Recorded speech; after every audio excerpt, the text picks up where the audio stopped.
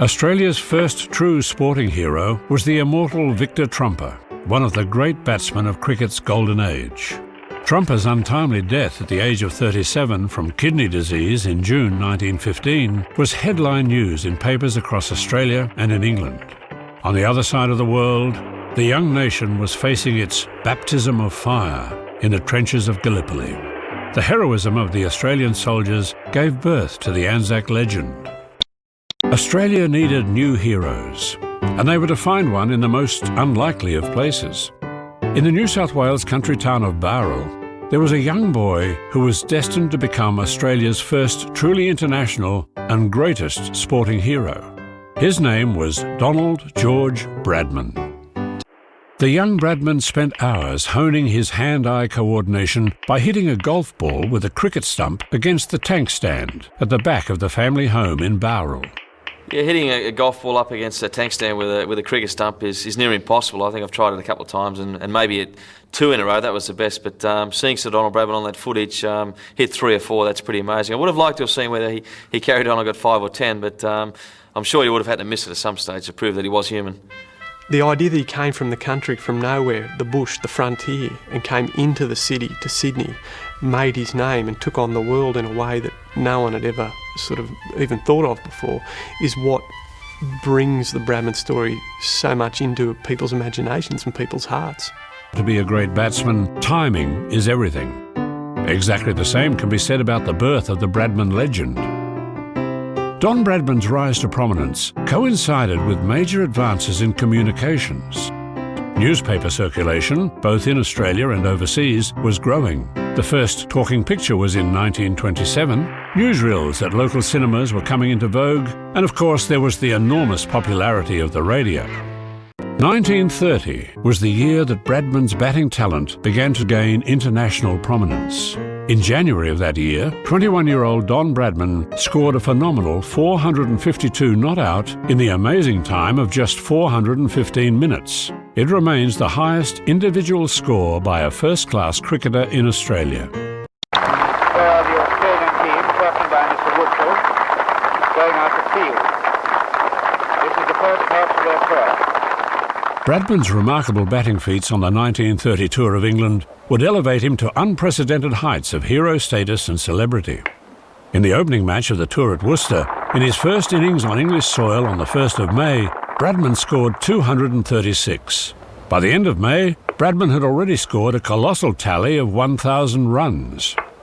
Bradman scored a record 974 runs at an average of 139.14, including a century, 2 double centuries and a triple century.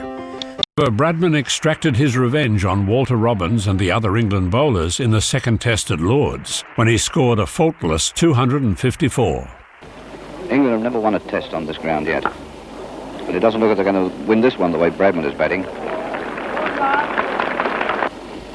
Every time he scores something, hardly a ball gone in this over it he hasn't scored from. Bradman's 199.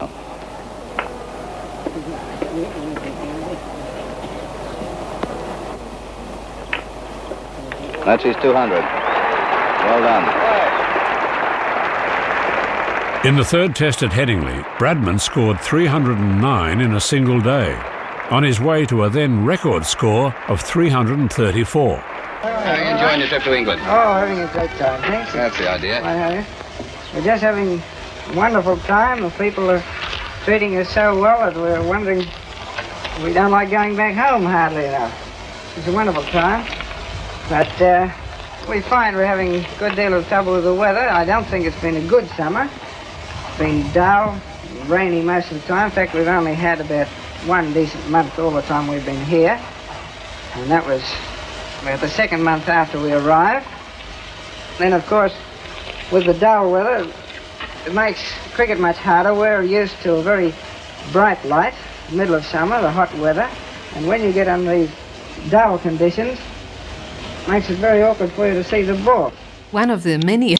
And I try and get as many runs as I possibly can. And if in getting those runs I should happen to break any record, well, naturally, I'm very pleased, but I do not deliberately set out to try and break records. Don Bradman finished the 1930 tour with a record total of 2,960 runs at an average of 98.66. Cricket lovers in England had never seen the like of him before, and Bradman soon became idolised by thousands of young boys throughout the country. Sir Donald Bradman, what a welcome waits for you back home. Don Bradman returned from the 1930 tour of England a national hero. Much to the chagrin of many of the other players, Bradman was picked up in Perth and flown ahead of the rest of the team and feted at a series of public and civic receptions. The offer I received to go to England was a very good one. At the same time, I felt that I would like to remain in Australia if it was possible for me to do so.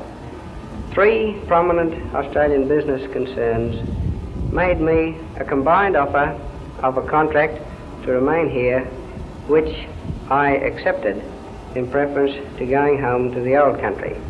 If you wind it back to... In fact, he Was Don Bradman's dominance over the game of cricket, it was inevitable that opponents would begin to devise methods to try and curb his prolific scoring.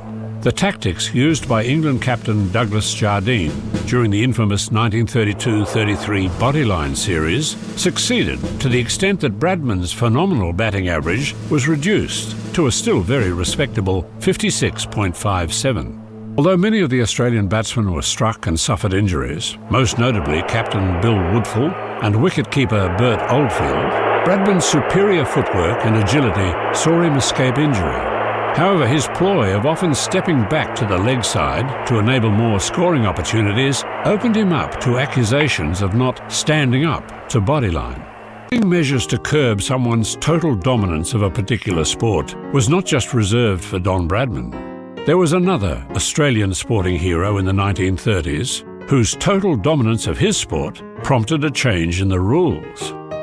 The measure of his determination and his perfectionism is that he played billiards against the world's best, Walter Lindrum, who wiped the table before Don could even play a stroke. So he practiced and he practiced and he practiced, and when he had a return game against Lindrum, he said, well, it's only fair that I break.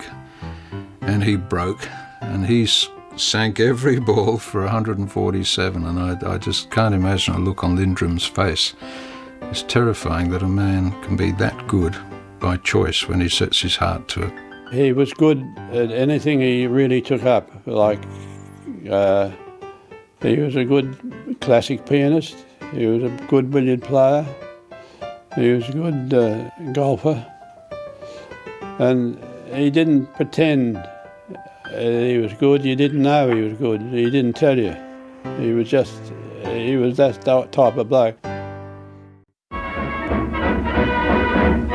Mrs. Bradman, followed by Don, leaves her hotel en route to catch the boat train at Victoria on their way back to Australia.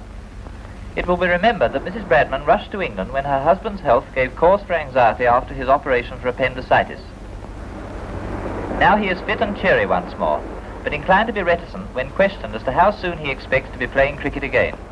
In 1934, on the tour of England, he wasn't quite himself. He was still making runs fairly plentifully, and when he made 304 in the Leeds test, everyone said, well, he's okay. But after the Oval test, where he made only 244, things went wrong, and he suddenly collapsed with peritonitis, and he was at one moment given up for dead. In those days, you normally didn't recover from peritonitis. So everybody assumed that he was going to die. And when a great cricketer, or great anybody, great personality, if you like, is going to die, I mean, let's take David Beckham as an example. If Beckham were to keel over tomorrow with peritonitis and we look at him dying, it'd be the same thing. It'd be front page news everywhere, and in those days, of course, it was the same. With Bradman. And the King wanted to know all about it, and people gave blood, and people stood outside the hospital. Message was got to his wife in faraway Adelaide, or Sydney then, and you couldn't get to England in a hurry. The offer was to fly her part of the way and then go by ship. She must have been a very, very worried woman. She sent out a brave message, though, I'm coming, Don. and that must have cheered him up during his periods of consciousness. But he was nearly lost. Sir Douglas Shields, the Australian surgeon, helped to save his life, and Jessie got to England to find him looking quite well, but it was a very near thing, and they convalesced. King George had shown concern, perhaps not just because he admired him as a cricketer, he'd shaken his hand at Lord's, but he reasoned that Don Bradman was a pretty important ingredient in the empire picture. England was proud of him too, in a weird sort of way. Don and Jessie Bradman's love match was both a long and enduring partnership. It was the most extraordinary and happy marriage. Jessie was the only person who could contradict him, who could say, "Come on, Don, you don't mean that, do you, Don?" And he would accept that. He wouldn't accept it from anybody else. But I think that partnership was really quite extraordinary. You don't see marriages like that often. When he found Jessie, when they were kids, I suppose that was the most important ingredient in his long life, because she was there almost all the way, and she must have been the most tremendous support and comfort to him.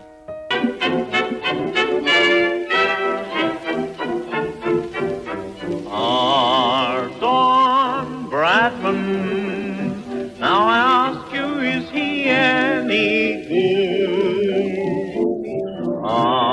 Sir Donald Bradman, as the batsman he is certainly plump good.